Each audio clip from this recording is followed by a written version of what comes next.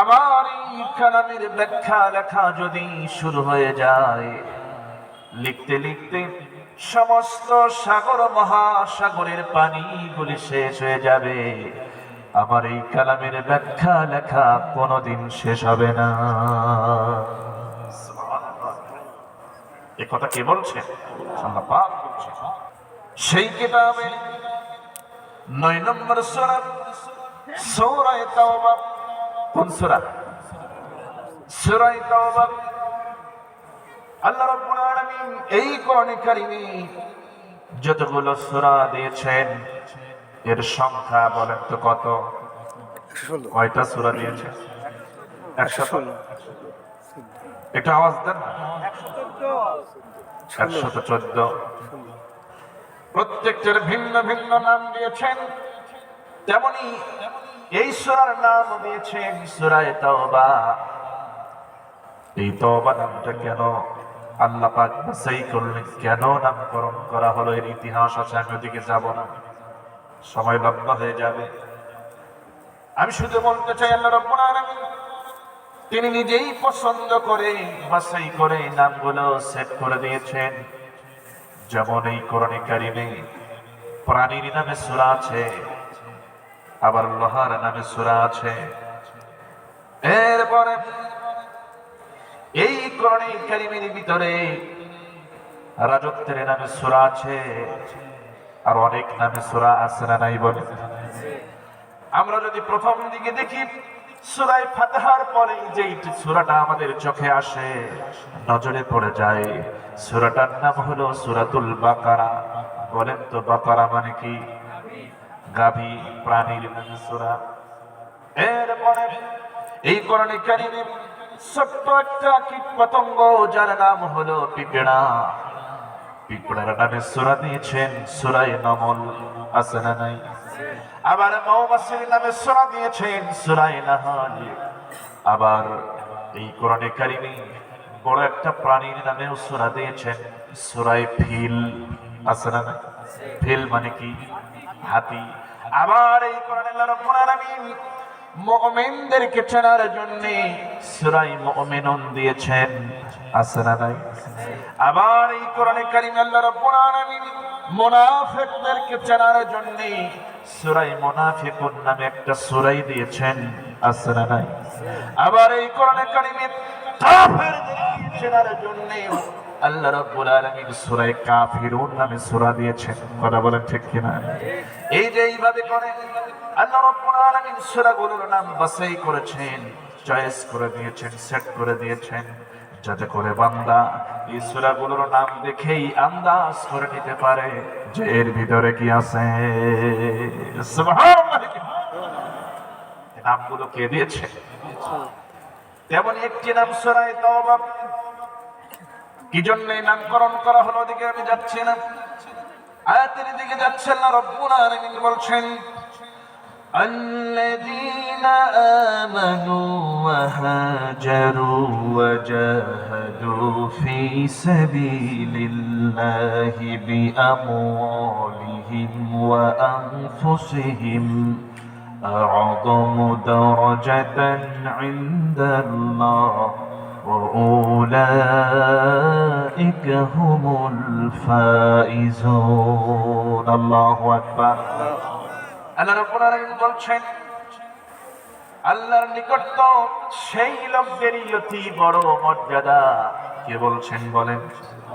আল্লাহ বলছেন, আমার নিকট তো ওই সমস্ত লোকেরই বড় মর্যাদা যারা যারা কি করে আমার পথে ঘর বাড়ি ছাড়ে, মানে হিজরত করে, জিহাদ করে আমার রাস্তায়।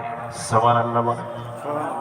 আমার ভাইরা, আল্লাহ বলছেন ঈমান আনার পরে ঈমানের উপরে টিকে থাকতে গিয়ে অনেক নির্যাতন সহ্য করেছে, করে, প্রয়োজনে ঈমান বাঁচানোর জন্য প্রয়োজনে ওয়াহাজারু, হিজরত করে, এরপরে ওয়াজাহাদু ফি সাবিলিল্লাহ, আমার রাস্তায় সংগ্রাম করে, জিহাদ করে, বিআমওয়ালিহিম, তাদের মাল দ্বারা, সম্পদ দ্বারা, ওয়া আনফুসিহিম, প্রয়োজনে তাদের জীবনটা দ্বারা। এটা দিয়ে তারা আমার রাস্তায় বেরিয়ে পরে সংগ্রাম করে। আর এই কাজ যারা করে, আল্লাহ পাক পরিশেষে তাদের ব্যাপারে বলছেন উলাইকা হুমুল ফাইজুন, তাদের জন্য রয়েছে উত্তম পুরস্কার, ওরাই হলো সফল কাম, মানে তারাই হলো আমার জান্নাতের মেহমান। সুবহানাল্লাহ। এটা হচ্ছে আয়াতের সরল অনুবাদ। আমার ভাই, এর উপর ভিত্তি করে যে একটি কথা বলার চেষ্টা করব, শুনতে রাজি আছেন তো সবাই? আমার ভাইরা, এখানে আমরা যারা আছি ঈমান এনেছি, এর মধ্যে কোনো ভুল নাই, কিন্তু ঈমানটা কার কোন অবস্থায় আছে এটাই হলো বোঝার বিষয়। আমার আপনার ভিতরে যে ঈমানটা আছে, কার ঈমানটা কোন অবস্থায় আছে একমাত্র কে ভালো জানেন। আবার আমার আপনার ভিতরে কার ভিতরে মুনাফিকি লুকিয়ে আছে এটা আমি আপনি তো বুঝতে পারবো না, কে বুঝবেন? আল্লাহ ছাড়া মুনাফিকি চরিত্রের মানুষদের ব্যাপারে কেউ বলতে পারে না, এমনকি নবীও পারে না। আল্লাহ নবীও জানেন না যে কার ভিতরে মুনাফিকি লুকিয়ে আছে। কোন নবীর পক্ষে সম্ভব? আমার নবীজি জানতেন না। দেখেন না, সেই উহুদে যখন গেলেন মুনাফিকরা ধরা পড়ে গেল। ঈমান তারা এনেছে ঠিকই, আমার ঈমান সাহাবীরাও এনেছে, ওরাও এনেছে, নবীজির সাথে সময় কাটিয়েছে। এরপরে এর মধ্যে মক্কা থেকে অনেকে আগেই হিজরত করেছে নবীজির পরামর্শের পরেও হিজরত করেছে ঈমানকে রক্ষা করতে গিয়া। এবার জিহাদের ময়দানে যখন নবীজি রওনা করেছেন, মুনাফিকদের আসল চেহারা উন্মোচিত হয়ে গেল। উহুদের ময়দানে মুনাফিকদের নেতৃত্ব যে দিয়েছে আব্দুল্লাহ ইবনে উবাই, নাম সকলের জানা আছে না? আছে। এই মুনাফিক শুধু সে একা নয়, তার সঙ্গে সে সহ মোট ৩০০ জন ময়দান থেকে পালিয়ে যায়। বলেন তো এই মুনাফিকদের ঈমান কি আসল ঈমান ছিল? ছিল না। জাহাদু তাদের ভিতরে নামে মাত্র ছিল। জিহাদ দেখে তারা ভয় পেত, ভয় পালিয়ে যেত। কিন্তু প্রকৃতপক্ষে যারা মুজাহিদ তারা কখনো জিহাদ থেকে ভয় পায় না, বরং তারা জানে জিহাদের ময়দানে গেলে জীবন থাকতেও পারে আবার যেতেও পারে। কিন্তু একজন মুজাহিদের মধ্যে একটা বিষয় লালন করে সে, যে আমরা বাঁচলেও লাভ, মরলেও লাভ, আমাদের কোনো লস নাই। কথা বলে ঠিক কিনা? এটা যার ভিতরে বুঝ এসেছে সেই কেবলমাত্র প্রকৃত মুমিন এবং মজবুত ঈমানদার বলে নিজেকে দাবি করতে পারে। সম্মানিত হাত, আমরা কি মজবুত ঈমান ওয়ালা হতে চাই কি চাই না? কেমন মজবুত ঈমান? যেই ঈমানের ভিতরে কেবলমাত্র আল্লাহর ভয় ছাড়া দুনিয়ার আর কোনো ভয় থাকা চলবে না। আমার ভাইরা, এবার আসেন ঈমান আনলেন সাহাবীরা, হিজরত করলেন, সব কিছু ছেড়ে, ঘর বাড়ি সব ছেড়ে দিয়ে হিজরত করলেন। আবার জিহাদের ময়দানে অংশগ্রহণ করলেন। যারা করলেন, এই জিহাদের ময়দান থেকে তারা পালালেন না যারা, তাদের ঈমানটা নিঃসন্দেহে মজবুত, এতে কোনো সন্দেহ নাই। আমার ভাইরা, আমি একটা যুদ্ধের ঘটনা বলবো। এই যুদ্ধ ইতিহাসের সবচাইতে রক্তাক্ত যে ময়দান, আপনারা তো সেই যুদ্ধের ঘটনা জানেন। উহুদ যুদ্ধের ভিতরে কত সাহাবীর কত ঘটনা, আমি একটু ভিন্ন আকারে কিছু ঘটনা শোনাতে চাই, নতুন মনে হতে পারে। আমার ভাইরা, মুনাফিকরা যখন পালিয়ে যায়, মাত্র ৭০০ জন থাকে ১০০০-এর মধ্যে। এবার কাফের বেঈমানেরা তারা কিন্তু ৩০০০-এর বেশি। আর আব্দুল্লাহ বিন উবাই সে চক্রান্ত করে মানুষের কানে কানে, সাহাবীদের কানে কানে পৌঁছায় দিয়েছে, তোমরা যেও না, কেন নিজের জীবনটা হারাবা? যাওয়ার দরকার নেই। কিসের দিন কায়েম, আগে নিজে বাঁচো। মুনাফিকদের চরিত্র কথাবার্তা এরকমই হয়। কথা বলে ঠিক, আগে নিজে বাঁচো। নিজে বাঁচতে চায়। আল্লাহ পাক একটা না একটা সময় মুনাফিকদের চেহারাকে উন্মুক্ত করে দেয়। এই বাংলার জমিনেও এখনো কিছু মুনাফিক আছে। মুনাফিকদের কারণে এই বাংলার জমিনে ইসলাম কায়েম সম্ভব হচ্ছে না। কথা বলে ঠিক কিনা? সময় বেশি দূরে নাই, খুব তাড়াতাড়ি মুনাফিকদের চেহারা উন্মোচিত হবে। আমার বন্ধুগণ, এবার ওই বদরে কাফের বেঈমানেরা কুরাইশরা পরাজিত হবার পর এই উহুদে তাদের ষড়যন্ত্র চক্রান্ত হলো মারাত্মক ধরনের। এবার বদরের পরপরই আবু জেহেলরা তো বদরেই শেষ। এই আব্দুল্লাহ বিন উবাই যত গোপন খবর সব কুরাইশদের কাছে পৌঁছে দেয়। নবীজি জানতেন না, সব খবর সে আদান প্রদান করে গোপনে। এইভাবে করে সব খবর পৌঁছে দেয় কুরাইশ নেতাদের কাছে। কুরাইশ নেতারা এমন ভাবে পরিকল্পনাতে কুরাইশরা তারা কি করলো, মারাত্মক ভাবে একটা ছক তৈরি করলো, ঠিক যেন মাকড়সার জালের মতো। তারা কি করলো, 3000 সৈন্যকে প্রস্তুত করলো অস্ত্র সজ্জে। কিন্তু এই 3000কে আবার অর্ধেক করে ভাগ করলো। খুব মনোযোগ দিয়ে শোনেন, এরা কিন্তু 3000 সৈন্যকে ময়দানে উপস্থিত করে নাই, অর্ধেক কি করেছে, আর বাকি অর্ধেক পাহাড়ের আড়ালে তারা লুকিয়ে রাখার জন্য পরিকল্পনা করেছে। এরপরে এক একজনকে এক একটা দায়িত্ব বুঝাইয়া দিয়েছে। যেমন একজন কৃতদাস কালো চেহারার একজন গোলাম, যার নাম হলো ওয়াহশী। এই ওয়াহশীকে ডেকে বলতেছে কুরাইশ নেতারা, শোনো ওয়াহশী রে, তোমার কাজ হবে হলো তুমি একটা বল্লম তোমার হাত তুলে দেওয়া হবে, কারণ তুমি এতই ভালো বল্লম চালাতে জানো। দূর থেকে যদি কোনো নিশানা করো, তোমার বল্লম কখনো ভুল হয় না।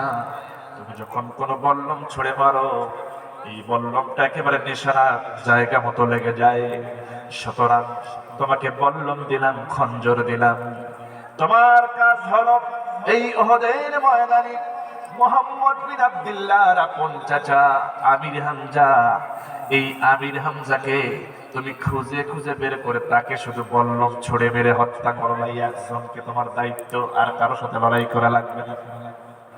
যদি এটা করতে পারো ওয়াহশী, তোমার আর গোলামি জিন্দেগি, তোমার গোলাম হয়ে থাকা লাগবে না, তোমার কৃতদাস হয়ে থাকা লাগবে না, তুমি আজাদ হয়ে যাবে। তোমাকে মুক্ত করে দেওয়া হবে, তোমাকে ছেড়ে দেওয়া হবে, স্বাধীন করে দেওয়া হবে। এবারে ভেবে দেখো ওয়াহশী কি করতে চাও। এবার এমন প্রস্তাব পেয়ে ওয়াহশী বলতেছে, নিঃসন্দেহে আমি রাজি, কারণ সামান্য একজনকে খুঁজে বের করে দূর থেকে আমি হত্যা করবো, তাকে বিনিময়ে যদি আমার এই গোলামি জিন্দেগি থেকে আমি মুক্তি পেয়ে যাই, তাহলে এই সুযোগকে হাতছাড়া করে ওয়াহশী এবার বল্লমটা হাতে তুলে নিল, খঞ্জরটা নিয়ে নিল। সে হত্যা করবে নবীজির চাচা আমির হামজাকে। কাকে? আমির হামজাকে হত্যা করবে। এই একজনকে টার্গেট, দায়িত্ব দেখেন কিভাবে দিয়েছে। বলেছে তোমায় আর কারো সাথে লড়াই করবে না, শুধু ওই একজন টার্গেট। এবার কুরাইশরা 3 জন বাছাই করা কাফের সৈন্যকে দেখে বলতেছে, শোনো তোমরা, তোমাদের কাজ হবে হলো এই যুদ্ধের ময়দানে মুহাম্মদ বিন আব্দুল্লাহকে তোমরা খুঁজবে, খুঁজে বের করে তাকে শুধু হত্যা করবে। তোমাদের 3 জনের কাজ। আর তোমাদের সামনে ডানে বামে কারা কাদের সাথে লড়াই করছে এটা তোমাদের দেখার দরকার নাই। তোমাদের কাজ হলো এটা, তোমরা 3 জন মিলে মুহাম্মদ বিন আব্দুল্লাহকে খুঁজে বের করে হত্যা করবা, এটাই তোমাদের কাজ, আর কোনো কাজ নাই। তাকে হত্যা করতে পারলে চলে আসবা। এইভাবে করে আলাদা আলাদা করে তারা দায়িত্ব বন্টন করে দিয়েছে। এবার উহুদের ময়দানে নবীজি হাজির হবে পূর্ব মুহূর্তে। 300 জন নাই, 1000-এর মধ্যে 300 নাই, মাত্র 700 জন। এর মধ্যে সাহাবীরা বলতেছে, আহারে কেমন করে এই যুদ্ধে আমরা শামিল হই, 300 জন তো চলে গেল আমাদের চোখের সামনে। এবার আমার নবীজির কানে আসলো, সাহাবীদের মধ্যে গুনগুন আওয়াজ চলছে। আমাদের মনে হয় জিহাদের ময়দানে যাওয়া ঠিক হবে না। নবীজি শুনতে পারলেন, নবীজি বললেন, ও সাহাবীরা, তোমরা যদি এমনটা বলো, এমন চিন্তা লালন করো, তোমাদের যাওয়া লাগবে না। আমি বিশ্বনবী মুহাম্মদ বিন আব্দুল্লাহ প্রয়োজনে একাই উহুদের ময়দানে আমি দাঁড়িয়ে যাব। এমন কথা নবীজি বললেন।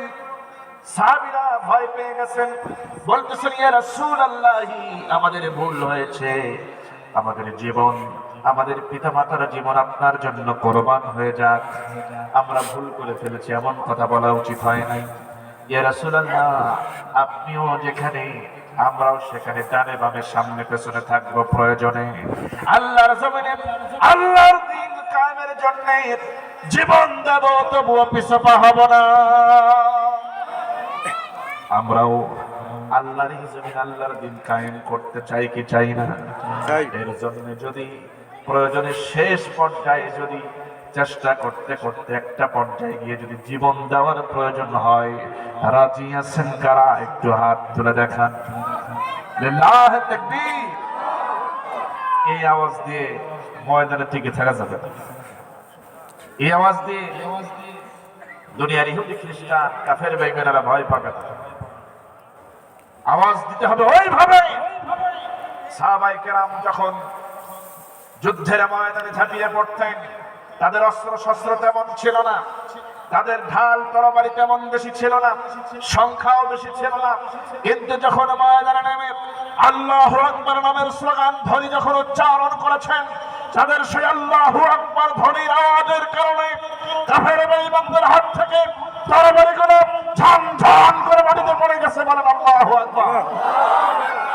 নারে তাকবীর, নারে তাকবীর, আল কোরআনের আলো ঘরে ঘরে জ্বালো, নারে তাকবীর। তাকবীরের আওয়াজ মুসলমানদের কাছে যতদিন মজবুত ভাবে ছিল, ততদিন পর্যন্ত পৃথিবী শাসিত হয়েছে। যখনই আওয়াজ দুর্বল হতে শুরু করেছে, তখনই মুসলমানেরা গোটা পৃথিবীতে এখনো মার খাচ্ছে। কথা বলেন ঠিক? পৃথিবীতে আপনি খবর নেন, মুসলমান ছাড়া আর অন্য কোন জাতির নির্যাতনের খবর কি পাওয়া যায় না? দোষ কাদের? কাদের দেব? আমাদেরই দোষ। আমরা আজকে বিভিন্ন দলে বিভক্ত হয়ে পড়েছি, আজকে আমরা এক নাই। এই জন্য আমাদের আওয়াজ দুর্বল। সম্মানিত আওয়াজ যে দেব, নারায়ে তাকবীর আল্লাহু আকবার বললে অনেকে আবার এর মধ্যে জঙ্গিবাদের গন্ধও খুঁজে বেড়ায়। কথা বলে ঠিক? আছে না নাই? আছে। মুসলমান হিসেবে যেই আল্লাহর নামের স্লোগান আমাদের কলিজার সাথে সম্পর্ক, যে যাই বলো, এই আওয়াজ কি বন্ধ হওয়ার জিনিস না? আওয়াজ কি আসতে হবে না জোরে? যদি তোমাদের হিংসার আগুনে জ্বলে পড়ে হই ছাই, যদি তোমাদের আক্রোশ ঝড়ে চুরমার হয়ে যায়, যদি তোমাদের পথের কাটা মনে করো আমাদের, ষড়যন্ত্রের জাল বুনে নাও প্রস্তুতি যুদ্ধের, যদি আমাদের ফাঁদে আটকাতে খোঁজো নানান উপায়, যদি আমাদের ফাঁদে আটকাতে খোঁজো নানান উপায়, সোজা পথে হেরে বাঁকা পথে নাও চাতুরীর আশ্রয়, যদি পৃথিবীর প্রতিটি কণায় গড়ে তোলো কারাগার, যদি আমাদের সবরসদের বন্ধ করো দ্বার, যদি পৃথিবীর প্রতিটি কণায় গড়ে তোলো কারাগার, যদি আমাদের সবরসদের বন্ধ করো দ্বার, যদি বুলেটের আঘাতে বসতি কেঁপে ওঠে থর থর, তবু স্লোগানে একটাই ধ্বনি তুলবো বারবার, নারায়ে তাকবীর আল্লাহু আকবার, নারায়ে তাকবীর আল্লাহু আকবার, নারায়ে তাকবীর আল্লাহু আকবার, নারায়ে তাকবীর আল্লাহু আকবার। গুম হয়ে গেছে ভাই, তবু পথ চেয়ে থাকি বসে, শহীদ আবরার হয়ে সে যদি ফিরে আসে, পিতা মাতা হারিয়ে অবুঝ শিশুকে দেখায়, বিচার করো গো প্রভু, আমি নালিশ দিয়ে যাই। গুম হয়ে গেছে ভাই, তবু পথ চেয়ে থাকি বসে শহীদ আবরার হয়ে। সে যদি ফিরে আসে পিতা মাতা হারিয়ে, ও বুঝ শিশুকে দেখাই বিচার করো প্রভু, আমি নালিশ দিয়ে যাই।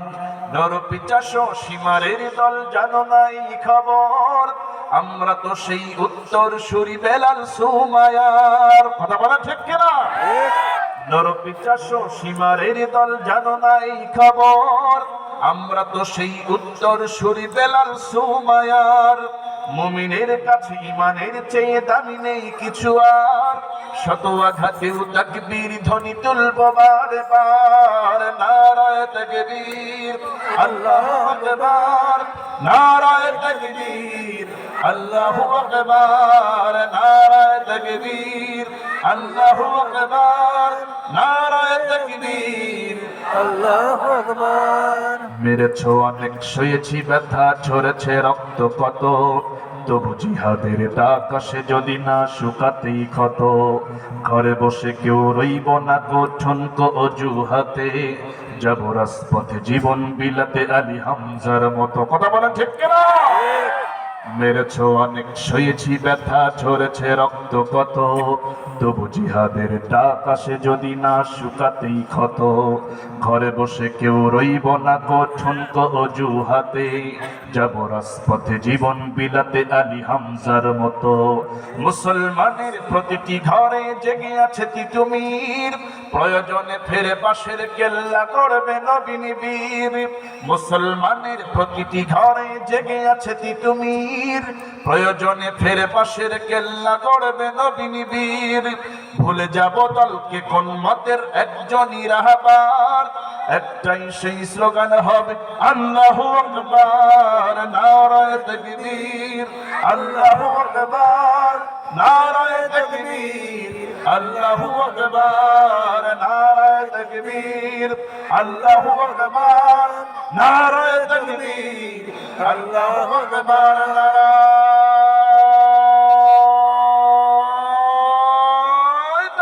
আল্লাহু আকবার। নারায়ে তাকবীর। আল্লাহু আকবার।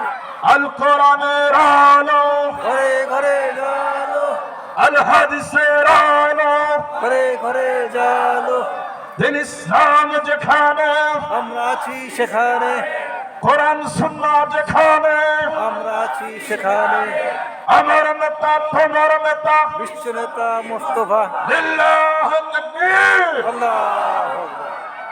মুসলমানদের কলিজার সাথে যে তাকবীরের সম্পর্ক, এটা কি বন্ধ হওয়ার জিনিস? হ্যাঁ। আমার বন্ধুগণ, এটা ভালোভাবে ধরে রাখতে হবে। জিহাদের ময়দানে সাহাবীরা শরীক হয়েছেন, নবীজির চতুর্পার্শ্বে তারা দাঁড়িয়ে গেছেন। উহুদের ময়দান, আমার ভাইয়েরা, লড়াই শুরু হবে। নবীজি দায়িত্ব বন্টন করে দিচ্ছেন। আমার ভাইয়েরা, উহুদের জানা ঘটনাগুলো আমি বলবো না, কিছু অজানা ঘটনা বলতে চাই। আমার বন্ধুগণ, নবীজি আগে প্রথমে আব্দুল্লাহ বিন জুবাইর রাদিয়াল্লাহু তাআলা আনহুকে ডেকে তাকে দায়িত্ব দিলেন। ও আব্দুল্লাহ বিন জুবাইর, শোনো, তোমাকে আমি তোমার সাথে 50 জন তীরন্দাজ দিয়ে দিলাম যারা ভালো তীর চালাতে জানে। এই 50 জনকে নিয়ে এই উহুদে ঢোকার যে গিরিপথ, ওই পথটা তুমি নিরাপত্তা দিবা। খবরদার, আমার অনুমতি না পাওয়া পর্যন্ত, অর্ডার না পাওয়া পর্যন্ত গিরিপথ ছেড়ে দিও না। তিনি দায়িত্ব বুঝে পেয়ে ওই জায়গায় চলে গেলেন, নিরাপত্তা দেওয়া শুরু করলেন। এইভাবে করে যার যা দায়িত্ব বন্টন করে দিলেন। এবার আমার নবীজি তো এই যুদ্ধের কিন্তু সেনাপতি। কি পতি? সেনাপতি। মাথায় লোহার হেলমেট, যুদ্ধের পোশাক। নবীজিকে ঘেরাও করে রেখেছেন সাহাবীরা, নিরাপত্তার চাদরে ঢেকে রেখেছেন। হযরতে কাতাদা, হযরতে দাজানা, হযরতে আবু উবাইদা, হযরতে আলী, এরকম বেশ কিছু সাহাবী নবীজিকে নিরাপত্তা দিচ্ছেন, যাতে করে দূর থেকে কোন তীর এসে, কোন বল্লম এসে যেন নবীজিকে সরাসরি আক্রান্ত করতে না পারে, যাতে করে আমরা সাহাবীদের উপর দিয়ে সব ধরনের তীর বল্লম এগুলো যেন আমাদের উপর দিয়েই আক্রমণ হয়ে যায়, প্রয়োজনে যেন আমরা শহীদ হয়ে যাই, আল্লাহর নবী যেন দুনিয়ায় জীবিত থাকে। এজন্য তারা নিরাপত্তা দিতেন। আমার ভাইরা, এবার যুদ্ধের ময়দানে কুরাইশরা 3000-এর মধ্যে অর্ধেক হাজির করেছে ময়দানে। অর্ধেকও যদি দেয়, এখানে মুজাহিদেরা মুসলমানেরা মাত্র 700, ওরা কত? 1500 যদি অর্ধেকও দেয় কত হয়? 1500 1500, 1500, তাও তো ডবল। বাকি অর্ধেক পাহাড়ের আড়ালে তারা লুকিয়ে রেখেছে সুযোগের অপেক্ষায়, কারণ তাদের টার্গেট হলো এই যুদ্ধে কিছু না কিছু ঘটাই লাগবে। কারণ ওই যে বদরে তারা একেবারে নাকানি সুবানি খেয়ে গেছে, প্রতিশোধ নিবে তারা। আমার ভাইয়েরা, যুদ্ধ যখন শুরু হয়ে যায়, লড়াই যখন চলতেছে, লড়াইয়ের ময়দানে সাহাবায়ে কেরাম যুদ্ধ করছেন, লড়াই করছেন। এইদিকে এই যুদ্ধে কিন্তু কিছু নারী সাহাবী অংশগ্রহণ করেছেন। সুবহানাল্লাহ বলেন। নবীজি কিছু নারী সাহাবীকে সাথে রেখেছেন। হযরত আম্মা জান আয়েশা সিদ্দিকা রাদিয়াল্লাহু তাআলা আনহাও ছিলেন, উম্মে আইমান নামে ছিলেন, এরপরে আরো কিছু নারী সাহাবী, এরপরে একজন ছিলেন হযরতে নুসাইবা বিনতে কাব, যিনি হলেন আব্দুল্লাহ বিন কাবের বোন, নুসাইবা বিনতে কাব রাদিয়াল্লাহু তাআলা আনহা।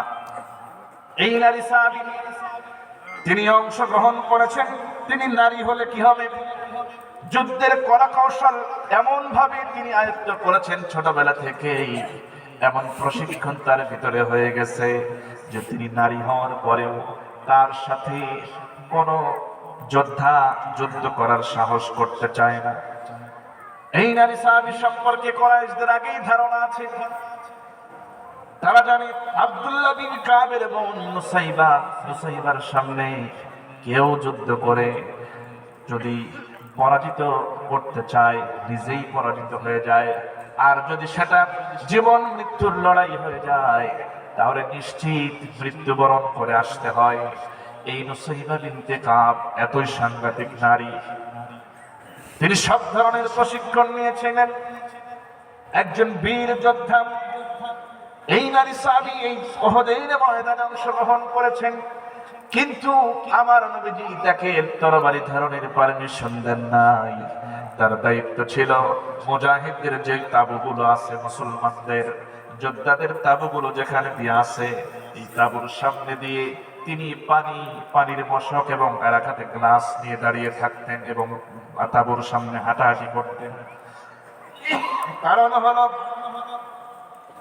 মুজাহিদেরা লড়াই করতে করতে যদি তৃষ্ণার্ত হয়ে যায়, তারা দৌড়ে আসবে, দৌড়ে এসে যাতে করে তাদের পানি কোনো কষ্ট না হয়, তিনি পানি ঢেলে দেবেন। মুজাহিদ পানি পান করে দ্রুত আবার লড়াইয়ের ময়দানে চলে যাবে। এজন্য তার কাজ ছিল পানি পান করানোর দায়িত্ব। তিনি পানি পান করানোর দায়িত্ব পালন করলেন, সেই দায়িত্ব পালন করে যাচ্ছেন। হঠাৎ করে যুদ্ধ চলতে চলতে প্রথম পর্যায়ে, যারা ইতিহাস জানেন, তাফসীর যারা পড়েছেন জানেন যে প্রথম পর্যায়ে মুসলমান মুজাহিদরা এমন ভাবে ভূমিকা রেখেছিল যে আর মনে হচ্ছিল আর কিছুক্ষণ টিকে থাকলেই ময়দান মুসলমানদের দখলে চলে আসবে। আর এইরকম কিছুক্ষণ চলতেই যদি আমরা বিজয় অর্জন করি, আমাদের সব গনিমতের মাল আমরা সংগ্রহ করে ফেলবো, কাফেরদের ঢাল তলোয়ার কোড়াগুলো। এবার এই না দৃশ্য সবার চোখের সামনে, এই তো আমরা বিজয় অর্জন করব একটু পরে। কিন্তু ওই যে গিরিপথের নিরাপত্তা দিচ্ছিলেন আব্দুল্লাহ বিন জুবায়ের, তিনি দেখতেছেন খামোখা গিরিপথের নিরাপত্তা দেব কেন, আমরা তো এমনি বিজয় অর্জন করবো আর একটু পর, কি দরকার, নিরাপত্তা দেওয়ার প্রয়োজন নাই, গিরিপথ তোমরা চলে আসো। 50 জন তীরন্দাজকে ডাকলো, তোমরা চলে আসো, আমরা বিজয় অর্জন করব, থাকার দরকার নাই। কিন্তু রাসূল বলেছিলেন আমার অনুমতি ছাড়া গিরিপথ ছেড়ে, অনুমতি নেন নাই। এই যে একটা মারাত্মক ভুল সিদ্ধান্ত তিনি নিজে নিজে নিলেন। আমার ভাইয়েরা, এবার যখন গিরিপথ ছেড়ে দিয়েছেন, হঠাৎ করে লুকানো কুরাইশদের যেই একটা অংশ, এরা আর দেরি করে নাই, সুযোগ বুঝে এমন ভাবে অতর্কিত আক্রমণ করলো পেছন দিকে থেকে। এবার মুসলমান মুজাহিদেরা তারা দিশেহারা হয়ে গেল, মুহূর্তের মধ্যে যে যার মতো এদিক সেদিক ছুটাছুটি করতে লাগলো, এলোমেলো হয়ে গেল, বুঝে উঠতে পারে নাই কি হচ্ছে। তাদের ধারণা ছিল না যেমনটা হবে। যেই ময়দান মুসলমানদের দখলে চলে আসতো কিছুক্ষণের মধ্যে, সেই ময়দানে মুসলমানরা দিশাহারা হয়ে যায়। একে একে মুসলমানেরা শহীদ হওয়া শুরু হলো। 5 জন, 10 জন, 15 জন, 20 জন, 30 জন, এইভাবে করে শহীদ হচ্ছে, থেমে নাই। মুজাহিদরা একে একে শাহাদাত বরণ করছেন। আবার নবীজি দূর থেকে দেখতে পেলেন, তিনি বুঝে ফেলেছেন ঘটনা কি হয়েছে। নিশ্চয়ই আব্দুল্লাহ বিন জুবায়ের গিরিপথ ছেড়ে দিয়েছে। এবার তিনি বললেন, ও আলী, ও আবু উবাইদা, ও দাজানা, ও কাতাদা, আমাকে নিরাপত্তা দেওয়া লাগবে না, তাড়াতাড়ি করে চলে যাও। ওই যে দেখো তোমার ভাইদেরকে শহীদ করে ফেলতেছে, একে একে শহীদ করে ফেলতেছে, তাড়াতাড়ি তাদের পাশে গিয়ে দাঁড়াও, আমার নিরাপত্তা দেওয়া লাগবে না। এবার সবাই দৌড়ে গেলেন, নবীজিকে রেখে সবাই দৌড়ে গেলেন ভিতরে। তাদের পাশে দাঁড়ানোর চেষ্টা করলেন, লড়াই চালিয়ে যাচ্ছেন, কিন্তু আগে ছিল সুশৃঙ্খল, এখন তো এলোমেলো অবস্থা। ভালো কিছু একটা মানে লড়াই করেও কোনো রেজাল্ট পাচ্ছেন না, একেবারে কঠিন অবস্থা। এখন মুসলমানেরা পরাজয় বরণ করবে এমন একটা অবস্থা তৈরি হয়ে গেছে। আমার ভাইয়েরা, এমন অবস্থায় মুসলমানেরা শহীদ হচ্ছে, থেমে নাই। 40 জন, 50 জন এভাবে শহীদ হচ্ছেই। এমন সময় ওই যে মহাসী নামে যেই কৃতদাস, তার হাতে বল্লম দেওয়া হয়েছে, সে খুঁজতেছে কোথায় আমির হামজা। খুঁজতে খুঁজতে খুঁজতে খুঁজতে আমির হামজাকে পেয়ে যায়। লম্বা মানুষ, ওই তো আমির হামজা, একে যদি হত্যা করতে পারি তাহলে আমার আর গোলাম হয়ে থাকা লাগবে না, আমি মুক্ত স্বাধীন হয়ে যাব। এই জন্য সে দূর থেকে এমন ভাবে নিশানা করলো, বল্লম এমন ভাবে ছুড়ে মারলো, এই বল্লমটা ছুড়ে মারার সঙ্গে সঙ্গে সেই বল্লমটা পেছন দিক দিয়ে, বুক দিয়ে, সামনে দিক দিয়ে বেরিয়ে গেল, ফিনকি দিয়ে রক্ত বের হলো। তিনি হযরত আমির হামজা রাদিয়াল্লাহু তাআলা আনহু বল্লমটা ধরে ফেললেন। তিনি বুঝে ফেললেন, হ্যাঁ, আমার তো সর্বনাশ করে দেওয়া হয়েছে, পেছন থেকে আঘাত করা হয়েছে। এবার তার মস্তিষ্ক আর কাজ করতেছে না, মুহূর্তেই তিনি অজ্ঞান হয়ে যাবেন এমন একটা পরিস্থিতি। এমন সময় নিস্তেজ হয়ে গেল, রক্ত ঝরছে। তিনি আবার মুস্কি হাসি দিতে দিতে জান্নাতের সুঘ্রাণ নাকের মধ্যে নিয়ে হযরত আমির হামজা দুনিয়া থেকে তিনি শাহাদাত বরণ করে বিদায় নিলেন। এবার তার সম্পর্কে, তার সাথে কি ঘটনা ঘটলো আমরা সবাই জানি। তার লাশটাকে নিয়ে কি আচরণ করা হলো এবং হিন্দা নামী মহিলা কি করলো, সব আমাদের জানা ঘটনা। এবার আসেন, এবার এই অবস্থা যখন চলতেছে, 3 জন কাফের নবীজিকে খুঁজতেছে, যাদের দায়িত্ব দিয়েছিল স্পেশাল ভাবে। নবীজিকে খুঁজতে খুঁজতে পেয়ে গেল ওই তো মুহাম্মদ বিন আব্দুল্লাহ একা। কারণ যারা এতক্ষণ নবীজির চতুর্পাশে ছিলেন তারা তো এখন নাই, তারা গেছে মুজাহিদদের পাশে। তাদের পাশে গিয়ে দাঁড়িয়েছে, লড়াই করছে, কারণ করুণ অবস্থা চলছে ময়দানে। নবীজি একা। নবীজিকে দেখা মাত্রই ওই 3 জন কাফেরের মধ্যে একজন বলে, চলো, এইটাই সুযোগ মুহাম্মদ বিন আব্দুল্লাহকে দুনিয়া থেকে বিদায় করে দেওয়ার। একজন বলে, চলো যাই। আরেকজন বলে, না না, যাওয়া যাবে না।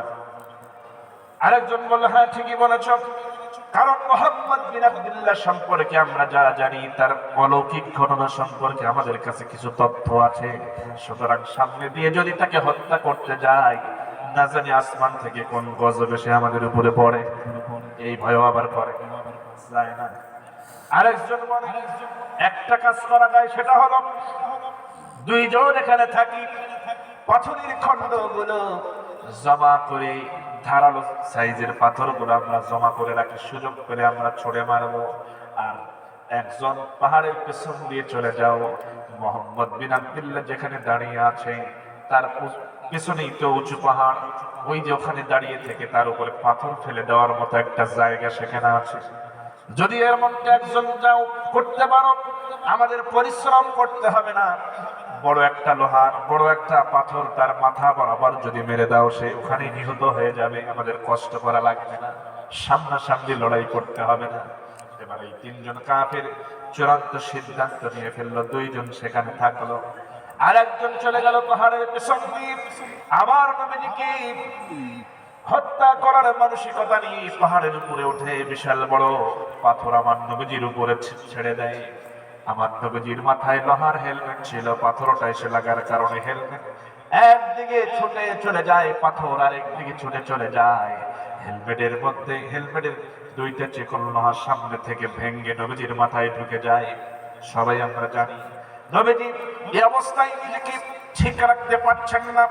এই সুযোগটা কাজে লাগায়া ওই বাকি দুইজন কাফের জমা করা ধারালো পাথরগুলো একের পর এক বৃষ্টির মতো ছুড়ে মারতেছে নবীজির শরীর দিকে, চেহারার দিকে।